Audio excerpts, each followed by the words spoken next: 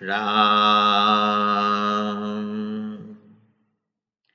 यह प्रवचन श्रद्धेय सेठ जी श्री जयदयाल जी गोयनका द्वारा दिनांक 1 जनवरी 1934 को दिया गया। पैट संख्या 68, प्रवचन संख्या 7। विषय कल्याणकारी अनमोल बातें। भगवान से मुक्ति मांगने वाले से उनके दर्शन मांगने वाला उत्तम है। उनसे भी भगवान में प्रेम मांगने वाला उत्तम है। यदि यह भी नहीं हो तो हर वक्त उनकी चर्चा ही सुनते रहें। अभ्यास और वैराग्य से तेज उपाय बताया जाता है। साथ साथ में मेरी यह प्रार्थना है कि बतलाने के बाद इसको काम में लाना चाहिए। उपाय बड़ा सहज है। मूर्ख से मूर्ख तथा पापी से पापी भी उसको कर सकता है। एकांत में बैठकर उस परमेश्वर के आगे गदगद वाणी से रोवे, हे नाथ, मेरा कोई जोर नहीं है। यह पापी मन आपको छोड़कर विषयों की तरफ जा रहा है। हे नाथ, पतंगे प्रकाश या अग्नि देखकर उसके नजदीक जाकर उसी में नष्ट हो जाने वाले जीव की तरह मेरी दशा हो रही है। हे नाथ, आपके बिना मुझे बचाने वाला कोई नहीं है। मैं यद्यपि मन से आपके शरण नहीं हूं, तथापि वाणी से तो हूं। मेरी दशा की तरफ निहारो। हे नाथ, आपका संग पाकर भी, हे नाथ, मैं सनाथ होकर भी अनाथ की तरह मारा जा रहा हूं। इस तरह से भगवान के सामने रोना चाहिए। इस प्रकार सच्चे दिल से रोने से भगवान जरूर सुनेंगे। मेरे को यह निश्चित विश्वास है। परमेश्वर के सामने दिल खोलकर रोना चाहिए। हे नाथ, मैं आपसे प्रार्थना करता हूं कि भविष्य में मेरे द्वारा कोई पाप नहीं हो। लाखों काम छोड़कर भी इस काम को करना उचित है। जब आप एकांत में बैठते हो तब यदि आपको आलस्य आता है, तब आपको भगवान का आनंद कैसे आएगा? भगवान का आनंद प्रारंभ में कुछ कठिन है, परंतु परिणाम में महान सुख देने वाला है। साथ में यह विश्वास रखो कि भगवान का आनंद नीच से नीच व्यक्ति को भी प्राप्त हो सकता है। आपको निराशा नहीं होनी चाहिए। मेरे पर विश्वास करके इस काम के लिए तत्पर हो जाना चाहिए। यदि आप ईश्वर के प्यारे बनना चाहते हो तो ईश्वर के अनुकूल बन जाओ। ईश्वर को जो प्रिय हो वह अपने में सजाओ, अर्थात धारण करो। प्रेम का फल है परमात्मा की प्राप्ति। भगवान के आने का लक्षण कौन सा है? प्रेम के पूर्व का लक्षण कैसा होता है?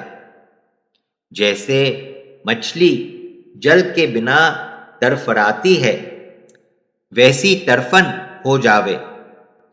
उदाहरण के लिए, जैसे रास लीला में भगवान के अंतर्धान हो जाने पर गोपियां वन में ढूंढती फिर रही हैं। उनके विरह में ऐसा व्याकुल हो जावे तब भगवान पहुंचते हैं।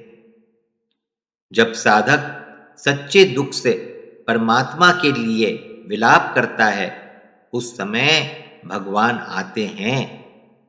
जैसे रुक्मिणी जी व्याकुल हुई थी क्योंकि भगवान समय पर नहीं पहुंचे थे। जब वे बहुत व्याकुल हो गई तब भगवान पहुंचे। जैसे द्रौपदी का चीर उतारने के समय भगवान पहुंचे थे। आवश्यकता समझने पर भी भगवान पहुंचते हैं। जैसे प्रहलाद के समय पर भगवान बिना बुलाए आए। जब पांडवों के यहाँ वन में दुर्वासा आए उस समय भगवान पहुंचे।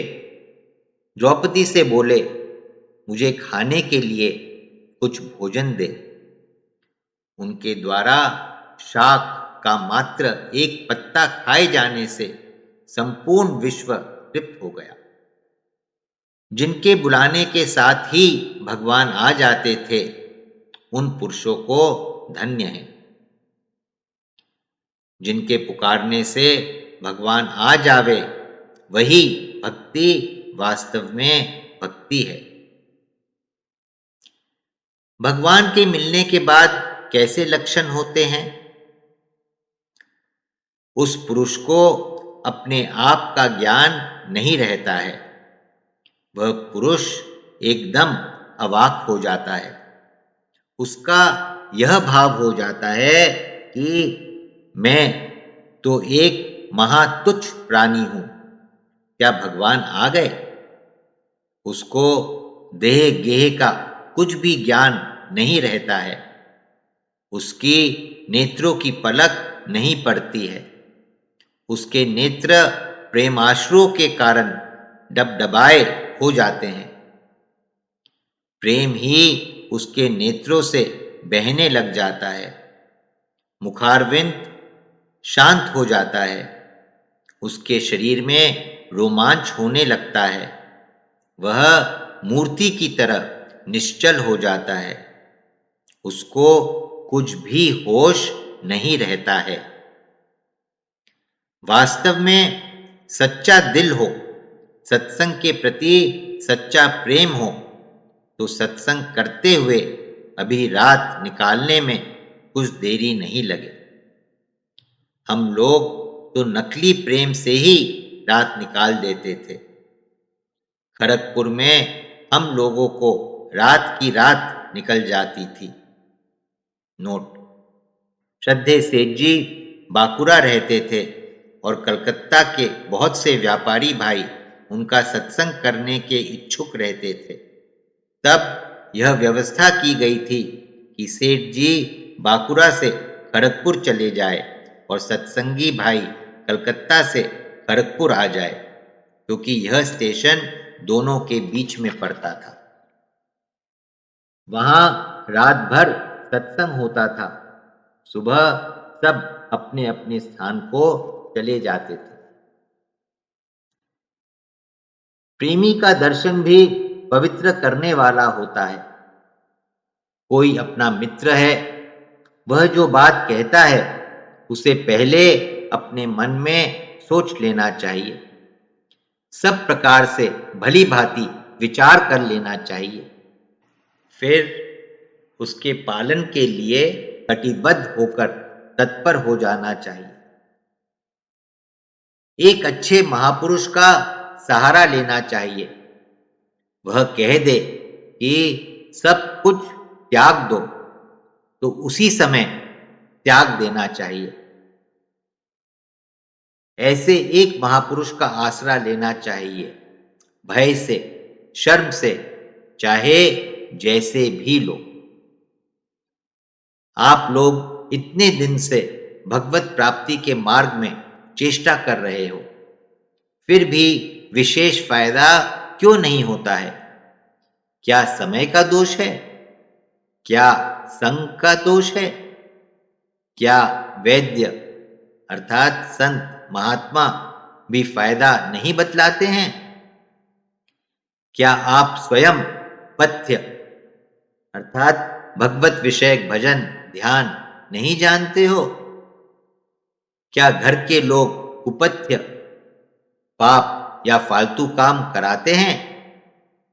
क्या रोग समझ में नहीं आता है अथवा औषध समझ में नहीं आती है, इन सब बातों पर ध्यान देकर विचार करना चाहिए। अच्छे पुरुषों की बात क्यों नहीं मानी जाती? अश्रद्धा के कारण। इसके लिए परमेश्वर से प्रार्थना करें। अपने आप में गीता का ज्ञान बढ़ाओ और गीता के अनुसार चलना चाहिए। गीता का पाठ करने से जितना फायदा है उतना कथा से नहीं है। ईश्वर में कम से कम यह श्रद्धा करनी चाहिए कि ईश्वर दयालु, न्यायकारी, परम सुहृद, बिना हेतु ही दया करने वाला है, अंतर्यामी है। इतना मानने से हमसे पाप नहीं होते हैं। परलोक में विश्वास करने से ही अपना कल्याण है। कल्याण के काम के सिवाय दूसरा काम करना ही नहीं चाहिए। कोई भी काम हो, उसमें यदि कल्याण का अंश नहीं हो तो उसको तुरंत दूर फेंक देना चाहिए। जब तक रात दिन अपने कल्याण के काम को करने के लिए तत्पर नहीं हो जाओगे, उसमें किंचित भी भूल नहीं होगी, तब तक आपको महात्मा होने की विद्या नहीं आएगी। महात्मा अपने को कोई काम करने के लिए कहेगा, वह अपने करने लायक ही कहेगा। बहुत प्रभाव की बात। मित्रों, मेरी एक बात को तो आप लोग मान ही लो, और बातें आप नहीं मानो तो भले ही मत मानो। यह तो आज से नियम कर लो कि संध्या समय से करनी है। संध्या समय से करने से कल्याण हो जाएगा, इसमें कुछ भी संदेह नहीं है। केवल एक संध्या से ही कल्याण हो जाएगा। आदर से संध्या गायत्री करो तो कल्याण हो ही जाएगा। परमात्मा का ध्यान करते हुए गायत्री का जप किया जाए तो वह ज्यादा मूल्यवान है। संध्योपासना एवं गायत्री का जप वही व्यक्ति कर सकता है जिसका जनेऊ संस्कार हो गया हो। जनेऊ संस्कार का आयोजन गीता भवन, स्वर्ग आश्रम, ऋषिकेश में प्रतिवर्ष होता है, जिसमें ब्राह्मण, क्षत्रिय और वैश्य भाइयों का यह संस्कार विधि विधान से करवाया जाता है। पाठकों की जानकारी हेतु यह सूचना दी गई है। श्रद्धा प्रेम से गायत्री मंत्र की एक माला सूर्योदय के समय प्रातःकाल और एक माला सूर्यास्त संध्या के समय की जाए तो दोनों समय में लगभग 45 मिनट लग जाते हैं। इस प्रकार मनुष्य 24 घंटे में 1 घंटा प्रेम से बिता देवे तो उसके कल्याण होने में कोई शंका नहीं है। और बलि वैश्वदेव रोज करना चाहिए। इन कामों संध्या एवं बलि वैश्वदेव को प्रतिदिन किया जाए तो निश्चय कल्याण हो जाएगा। मेरे मन में यह विश्वास है कि इनके करने से कल्याण हो ही जाएगा। सदा ही गायत्री की एक माला और बलि वैश्वदेव आज से लेकर जीवन पर्यंत कर लिया जाए। ये दोनों काम नियम से नित्य ही किया जाए। संध्या और गायत्री का जप सुबह सूर्य के उदय एवं सायंकाल सूर्यास्त से पहले किया जाए और प्रेम से किया जाए तो इससे अपना कल्याण जरूर ही हो जाए। इस विश्वास की यह पहचान है कि विश्वास होने से ये काम आदर और नियम से जरूर ही होंगे। अब इसमें यह बात देखनी है, शास्त्र तो प्रमाण है ही। संध्या में प्रधान शरीर की पवित्रता, मार्जन, प्राणायाम, संकल्प सूर्य को अर्घ्य। ईशावास्योपनिषद में यह बात आई है कि हे अग्नि, तू हमें अर्ची मार्ग से ले चल। स्त्रियों और बालकों को सूर्य भगवान को 3 बार जल से अर्घ्य देना चाहिए और इस मंत्र का अधिक से अधिक जप करना चाहिए। हरे राम, राम राम, हरे हरे, हरे कृष्ण, कृष्ण कृष्ण, हरे हरे। स्त्री, बालक यदि पढ़े हुए हो तो रोजाना गीता के एक अध्याय का अर्थ सहित पाठ करना चाहिए।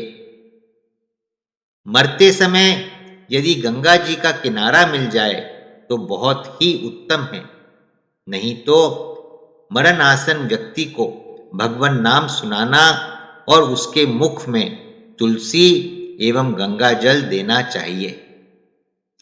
हर समय प्रसन्न रहना और सौम्यता रखनी चाहिए। हर समय भगवान का ध्यान और उनकी चर्चा करते रहना चाहिए। शोक का त्याग करना यदि हम लोगों के वश में नहीं होता तो शास्त्रों के उपदेश व्यर्थ हो जाते। अपने मन में यह तो कभी आने ही नहीं दे कि इस जन्म में मेरा कल्याण नहीं होगा।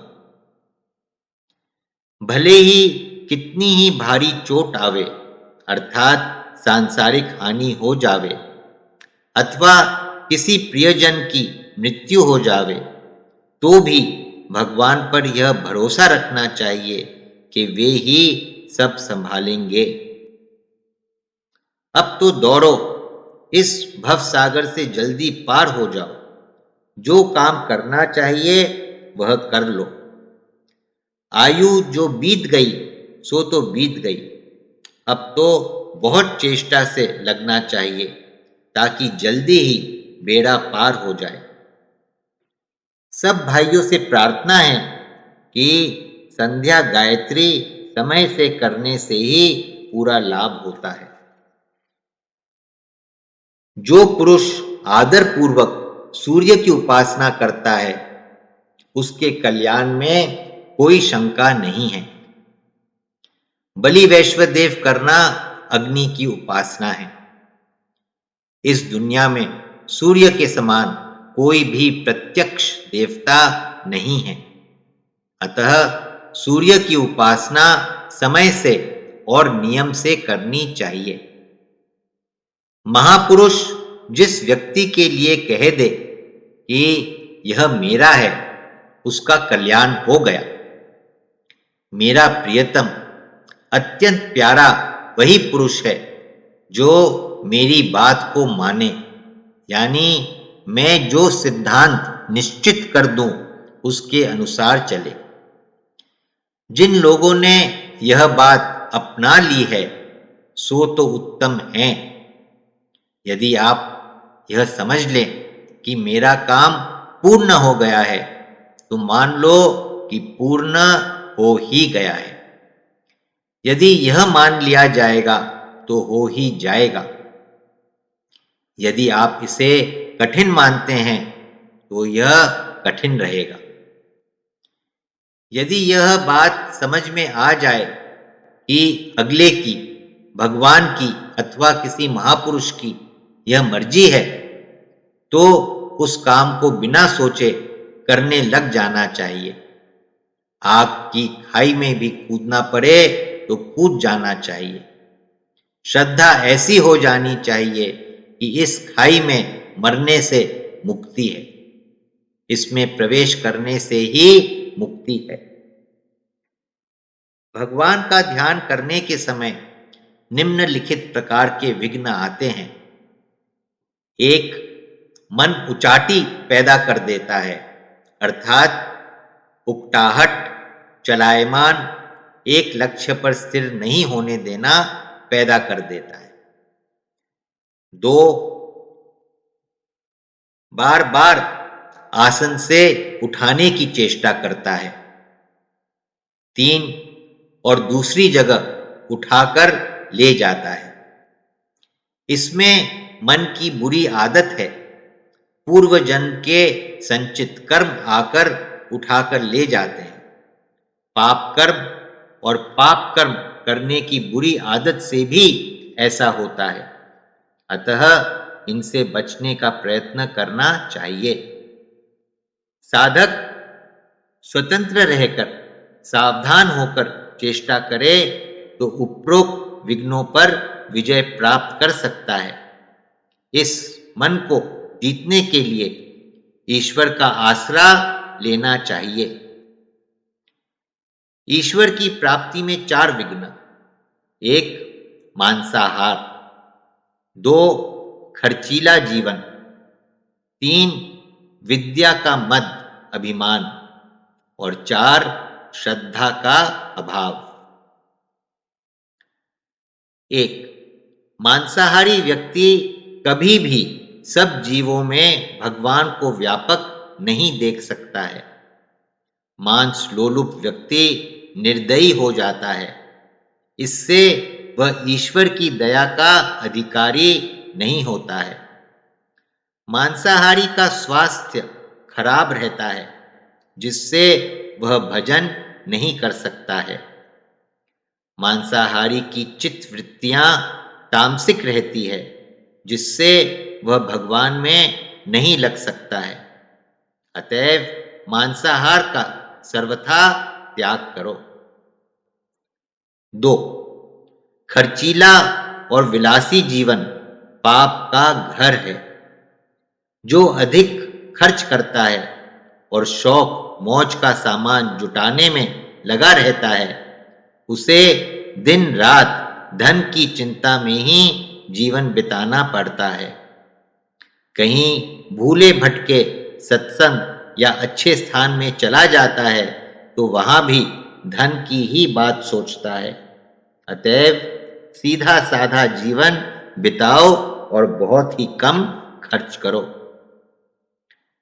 3 विद्या का मद मनुष्य को सरल संतों की वाणी में विश्वास नहीं करने देता। वह शास्त्रार्थ और दूसरे की उक्तियों के खंडन में ही जीवन बिताने को बाध्य करता है। नम्रता से किसी भी अच्छी शिक्षा को ग्रहण नहीं करने देता। अतएव विद्या का घमंड छोड़कर जीवन को उन्नत बनाने वाली शास्त्रों की शिक्षा ग्रहण करो। 4 श्रद्धा का अभाव मनुष्य को ईश्वर विमुख कर देता है। कारण कि परमात्मा में विश्वास करने के लिए सबसे पहले शास्त्र वचन और आप अर्थात भगवत प्राप्त पुरुषों के वचनों में श्रद्धा करनी पड़ती है। विश्वास किए बिना प्राप्ति का साधन नहीं होता और साधन हुए बिना प्राप्ति नहीं होती। अतएव शास्त्र, संत और आत्मा पर विश्वास करो। नारायण नारायण नारायण श्रीमन्नारायण नारायण श्रीमन्नारायण नारायण श्रीमन्नारायण नारायण श्रीमन्नारायण नारायण श्रीमन्नारायण नारायण श्रीमन्नारायण नारायण श्रीमन्नारायण नारायण श्रीमन्नारायण नारायण नारायण नारायण